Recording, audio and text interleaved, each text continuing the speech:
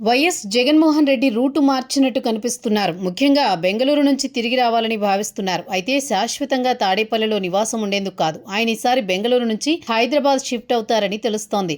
బెంగళూరు నుంచి చేసే రాజకీయాలు ఆశించిన స్థాయిలో ఫలప్రదం కాకపోవడంతో తమకు కలిసి వచ్చిన హైదరాబాద్ లోటస్ పాండ్ కు షిఫ్ట్ అవుతారని తెలుస్తోంది. ప్రస్తుతం బెంగళూరు నుంచి తాడేపల్లికి షటిల్ సర్వీసులు చేస్తున్నారని జగన్ పై రాజకీయ ప్రత్యర్థులు ఆరోపిస్తున్నారు. బెంగళూరు వేదికగా రాష్ట్రంపై కుట్రలు చేస్తున్నారని విమర్శిస్తున్నారు.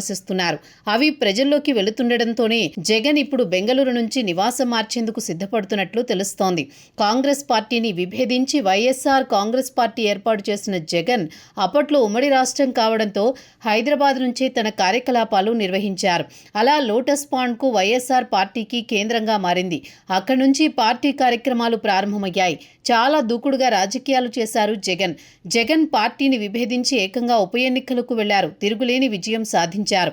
ఆ తర్వాత ప్రధాన ప్రతిపక్షానికి పరిమితమయ్యారు. ఆ తర్వాత అధికారంలోకి వచ్చారు. 2014లో ప్రతిపక్షంలోకి వచ్చినా ఎక్కువగా లోటస్ పాండ్ను విడిచిపెట్టలేదు. అక్కడి నుంచే రాజకీయ వ్యూహాలు అమలు చేశారు. విజయవంతమయ్యాయి. అటు సెంటిమెంట్గా వర్కౌట్ అయ్యింది. జగన్ ప్రతిపక్షంలో ఉన్నప్పుడు హైదరాబాద్ నుంచి రాకపోకలు సాగించేవారు. లోటస్ పాండ్ సెంటిమెంట్ బాగానే వర్కౌట్ అయింది. ఎప్పుడైతే అధికారంలోకి వచ్చారో తాడేపల్లి నివాసం ఏర్పాటు చేసుకున్నారు. అధికారంలో ఉన్నన్నాళ్ళు తాడేపల్లి ప్యాలెస్కే పరిమితమయ్యారు. కనీసం అటు హైదరాబాద్ కానీ ఇటు బెంగళూరు ముఖం చూసేవారు కాదు.